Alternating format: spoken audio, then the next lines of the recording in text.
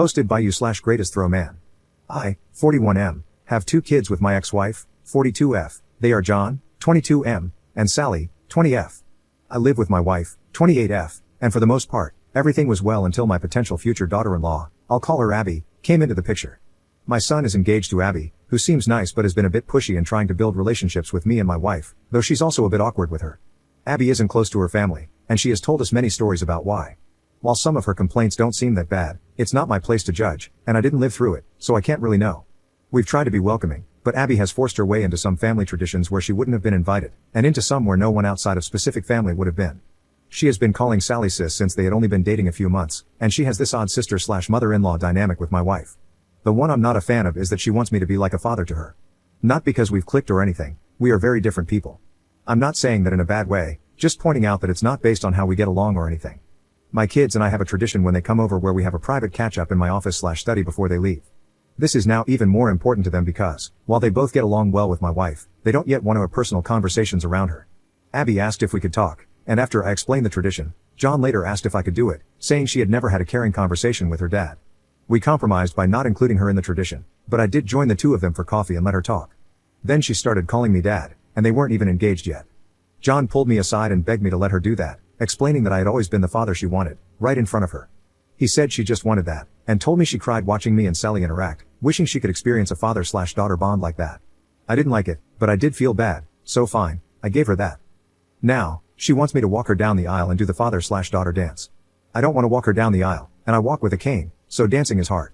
At my own wedding, I only danced twice. John is begging me to do one, preferably the aisle. They came over on Sunday, and John and I were talking.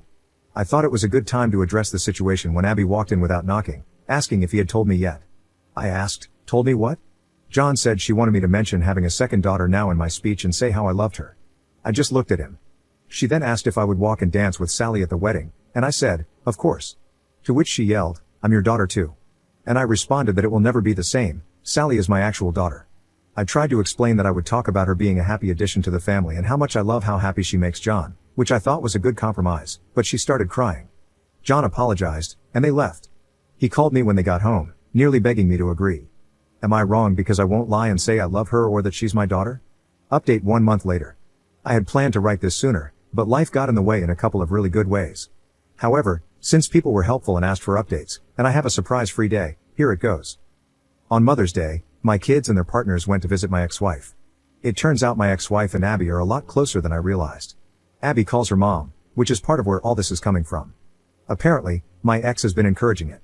During their Mother's Day conversation about the wedding, whenever Abby referred to me, it was as dad. My son apparently told her to let it go, which led to some yelling. Abby was talking about how she deserved to be my daughter, with my ex agreeing and telling her that she was right. My son was trying to explain that I am making an effort and that Abby should be more realistic about things. Sally then told Abby that I only have one daughter, which was apparently a response to Abby saying that as my daughters, they should be united. According to my son, Abby was crying, but Sally said she was crying, yelling, and even kicked something before going to her room. Sally also told me that she went off on their mom, but she won't elaborate, so I don't know exactly what was said, but knowing Sally, it wasn't pretty. Around 2 a.m., I got a text from Sally's partner's phone that said, Abby really is great, she hasn't been perfect, but you should give her a chance and you will learn to love her. I saw it when I woke up and tried to text back, but I was blocked. So, I called Sally, but they were driving at the time. Later that day, they stopped by my place because I'm on the way, and my daughter prefers my drinks and cooking. They filled me in on what happened the night before. At the end of the visit, I asked to speak to Sally's partner alone. I asked if I had done something to upset her, and she looked confused. I explained that I was blocked. She insisted that I wasn't, but when she checked her phone, it turned out I was. I mentioned it happened after her message, and she asked, what message? I showed her the text, but it wasn't on her phone anymore. At that point, we brought Sally in and caught her up. Neither of them were happy about it. A couple of days later, John and Abby dropped by unannounced, not something we really do in this family, but okay, fine. I had made salmon, which doesn't take long to cook, so I prepared 2 more. My wife served while I made drinks. The entire night was Abby trying to bring up the wedding, with John repeatedly trying to change the subject, but Abby wouldn't let it go. We were discussing logistics, as I'm helping them get some good deals through professional contacts I have, when Abby finally said, so I was talking to Mom, and she said that you can walk me down the aisle and she'll do the dance, or you can dance and she'll walk. It's your call, but you need to choose soon. I reiterated that I couldn't dance. She tried to argue that I had danced a little at my wedding, but I made it clear that was different, and that I didn't feel comfortable walking her down the aisle. She got upset and said, Mom loves me, Why can't you? I felt bad, but I couldn't lie. I pointed out that she had John, my ex-wife, and all their friends, all people who loved her. She replied, but other than ex-wife's name, those aren't my parents. To which I said, neither am I. She became very emotional, so my wife and I gave them a few minutes alone. Later, when my son and I were alone, he looked exhausted. He explained that after Mother's Day, Abby had called Sally and kept insisting that they were both my daughters, saying I didn't get to be close with one but not both, and that it was them against me. At that point, Sally cried havoc and let slip the dogs of war. Things were said, grievances were aired, and John had to hang up before it escalated further. Abby was shaken, but now there was a new problem. She had convinced herself that I didn't really mean what I had been saying and that I was only doing it for Sally. John assured me that he would handle it. He didn't handle it. Now, I get text messages from Abby every couple of days, acting like we have a secret relationship that Sally doesn't know about. She even called herself my secret daughter and added a lol. She invited my wife to lunch, saying, 2 out of 3 of his girls going out. She's also started using the pressure of showing up at events, like a recent barbecue, to create a certain image. She hugs me more and holds the hug for longer, constantly wanting pictures with just me or my wife and me, but always a few with just me, which she then posts with captions I don't like.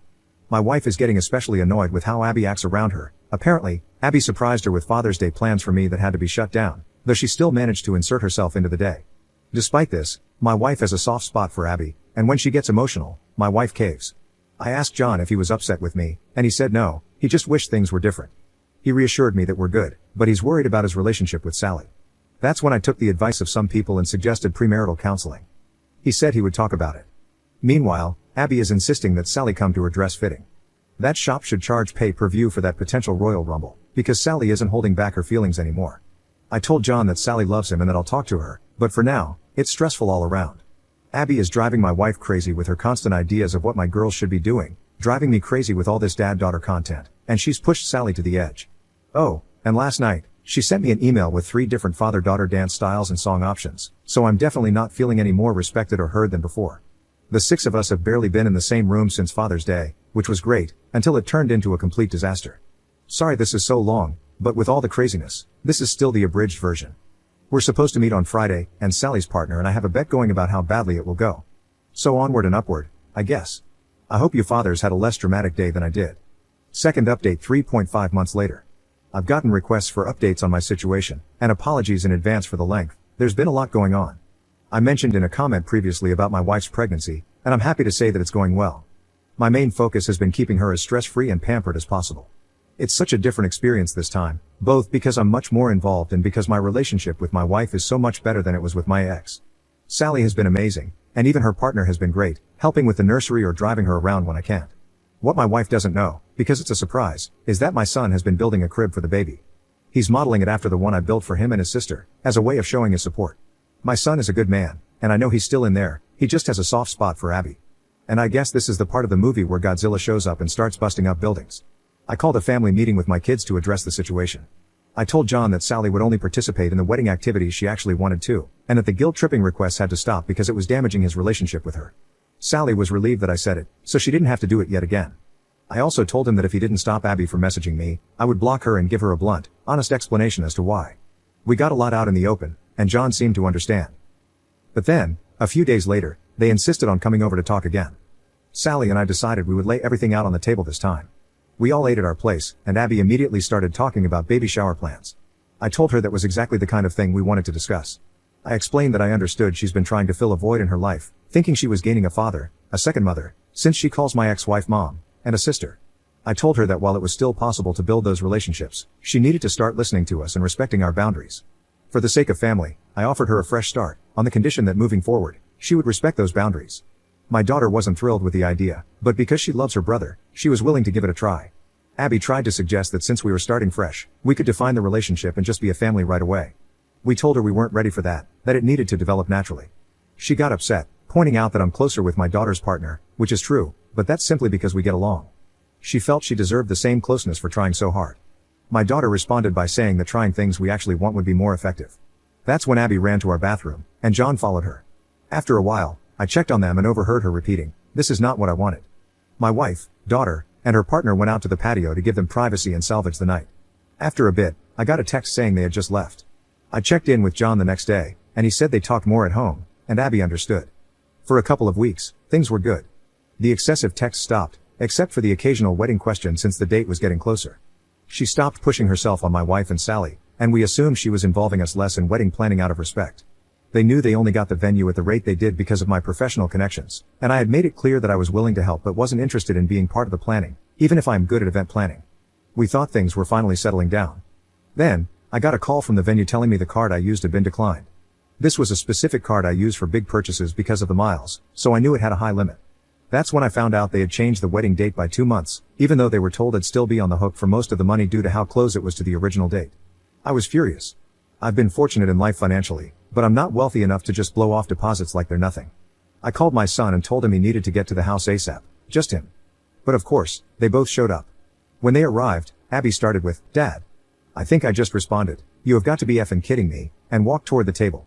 Abby had the nerve to ask where dinner was. My response wasn't polite, as I made it clear that dinner was not the reason they were there. I hoped my son wouldn't lie to me, so I asked him directly what was going on with the venue.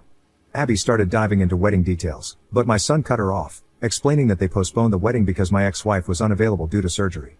He hadn't told me because he was trying to put together the money to cover the lost deposit himself and had just reached out to guests to inform them of the change. And that's when Abby chimed in with, "We have extra time to work on our dance." As this was happening, my wife came home. I was walking her toward the bedroom when Abby made her comment about extra time to work on our dance. With my pregnant wife by my side, I calmly said something like, "I have different feelings about that and will elaborate further shortly." I got my wife settled, gave her some water, turned on her favorite songs, and headed back to the table. That's when I let loose. I said something along the lines of, "You are out of your effing mind. Have you even been listening?" I made it clear that I was done with this nonsense, and we all were. I lost my cool, asking her if she hadn't heard a word we said last time because her head was so far up her rear. She was stunned silent and just looked at me. With little filter, I laid it all out, explaining what Sally and I really thought of our time with her and how she's been trying to force us to love her without even bothering to truly get to know us. She started crying, stood up, and shouted, "Then what was this even for?" John immediately asked what she meant, wondering if she was talking about their relationship, and he started to freak out. Abby, in a frantic state, clarified that she meant delaying the wedding. And here's the kicker, and yes, I'm pouring another drink just to write this, it was all a ploy. Apparently, my ex-wife and Abby came up with the idea that if I had more time, I would come around. My ex told Abby not to worry about the money because I'm loaded. My ex has always been bitter that I make so much more now than I did when we were married, as if my financial success was out of spite rather than a result of my career progression. I honestly believe she did this on purpose, just to stir things up. But she not only told me that lie, she and my ex had also told John the same story. He was distraught, repeatedly saying, "You lied to me," as Abby tried to spin it, but he was letting it all out, about how much he had defended her, covered for her, and now, she had lied to him too. She got defensive, blaming my ex for filling her head with things and blaming me for being stubborn. She yelled, "Why can't I just effing call him dad?" And then, after all this time, I finally heard John snap back, "Because he is not your effing dad." She started crying, saying something about how he was the one who told her she could call me that. John responded that he had only said she might be able to one day, but he had told her again and again to slow down. She broke down, sobbing, and went to sit in her chair but missed and fell to the floor. It was funny in the moment, not gonna lie, and I admittedly chuckled and hid my mouth behind my drink. This only led to more sobbing. I said I needed to check on my wife, and as I walked out, Abby was still repeating, "I just want him to be my dad too." When I came back out, John was walking Abby to the door and apologized. I told him there was no need to apologize, and they left. A few days later, John came over, and we had a good talk. He said they had a long conversation at home, and he even asked her if she would have still dated him if there was never a chance of being part of the family. While he believed her when she said yes, she also admitted that I was a big draw for her. She said I was the kind of dad she always wanted, and my relationship with Sally was what she had always hoped for. The way she said it made John doubt whether she truly loves him for who he is. I brought up marriage counseling again and mentioned how, even though it didn't save my marriage with his mother, it provided clarity and an impartial voice. I pointed out that while they both like coming to me for advice, I can't be impartial. If they are serious about making their relationship work, they need to do it for real and with professional help. Abby texted me, asking if I was the one who suggested therapy. I replied with, "Does it matter if John wants to?" She questioned why it was so bad that she cared about my opinion, and I simply told her that John's opinion should matter most to her. Apparently, this led to a fight between them, but the result was that she agreed to the counseling, and the wedding has been postponed. I may have done a celebratory dance. They're now in counseling, and while John says she's struggling with it, I obviously don't know the details. She's been pushing for Sally and me to attend a session with her, but Sally told her she didn't want to hear Sally unfiltered, and I'm not interested either. On the plus side, Abby has been leaving Sally alone, and she stopped texting me except for the occasional general question, though these still sometimes include attempts to go deeper. My wife still spends time with her occasionally, as Abby is very interested in her pregnancy, more than I'd like, honestly, but it's my wife's choice. So that's where things stand. Sorry this got so long, But booze makes for a terrible editor.